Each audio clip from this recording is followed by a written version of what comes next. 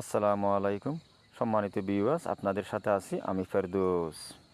তো সম্মানিত ভিউয়ার্স, এই যে আপনারা ফ্লাওয়ারিংটা দেখতেছেন, এটা হচ্ছে প্লাম ফ্রুটের ফ্লাওয়ারিং। যদি একেবারে সহজ ভাষায় বলি তাহলে আলু বোকরা ফলের ফুল। সম্মানিত ভিউয়ার্স, আমাদের বাংলাদেশে প্রত্যেকের বাড়ির আঙিনায় কিন্তু কোনো না কোনো একটা জাতের ফল গাছ অবশ্যই আছে, কিন্তু এই আলু বোকরা ফলের গাছ একেবারে নাই বললেই চলে। অথচ আলু বোকরা কিন্তু সময় সাপেক্ষে আমাদের অনেক প্রয়োজন হয়। যেমন মেজবানির খাবার রান্না করতে গেলে আলু বোখরার প্রয়োজন হয়, বিয়েবাড়ির খাবার রান্না করতে গেলে আলু বোখরার প্রয়োজন হয়, অথবা পরিবারের মধ্যে ছোটোখাটো কোনো অনুষ্ঠান করতে গেলে যদি একটু বিরিয়ানি পাকানোর ব্যবস্থা হয় তাহলে সেখানেও কিন্তু আলু বোখরার প্রয়োজন হয়। আলু বোখরা না দিলে কিন্তু স্বাদটা অপূর্ণ থেকে যায়।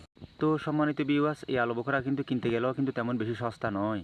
যেগুলো ইউরোপ থেকে আমাদের বাংলাদেশে আসে ওগুলো কিন্তু 800 টাকা 700 টাকা দিয়ে কিনতে হয়। যেগুলো ইরান থেকে আসে ওগুলো কিন্তু 350 টাকা 400 টাকা দিয়ে কিনতে হয়। আর যেগুলো ভারত থেকে আসে ওগুলোও কিন্তু কি 250 থেকে 300 টাকার নিচে পাওয়া যায় না।